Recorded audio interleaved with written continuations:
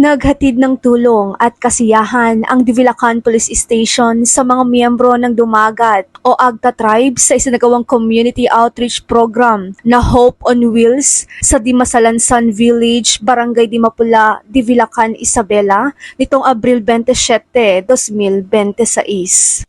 Pinangunahan ng Divilacan Police Station ang pamamahagi ng pagkain sa mga katutubong mamamayan, partikular sa mga bata at pamilya ng Agta bilang pagpapakita ng malasakit at suporta sa komunidad.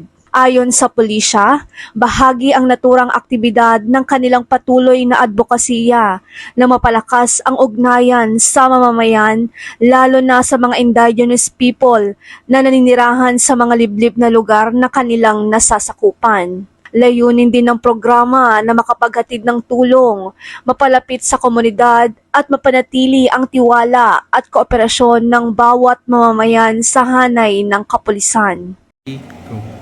Ang programang Hope on Wheels ay sumasailalim sa tunay na diwa ng paglilingkod ng kapulisan. Hindi lamang seguridad ang aming hatid, kundi malasakit, pag-asa at pagkalinga sa bawat mamamayan, lalo na sa ating mga kapatid na katutubo. Patuloy kaming magsiserbisyo ng may puso at katapatan.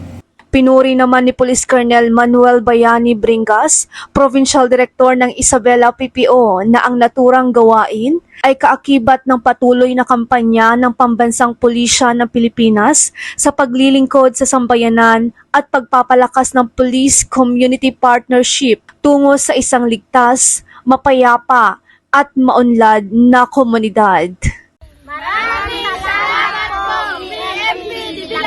Mula dito sa Isabela Police Provincial Office, ako po si Police Corporal Sara Jane V. de la Cruz, ang inyong tagapaghatid balita. Bagong PNP para sa bagong Pilipinas, serbisyong mabilis, tapat at nararamdaman.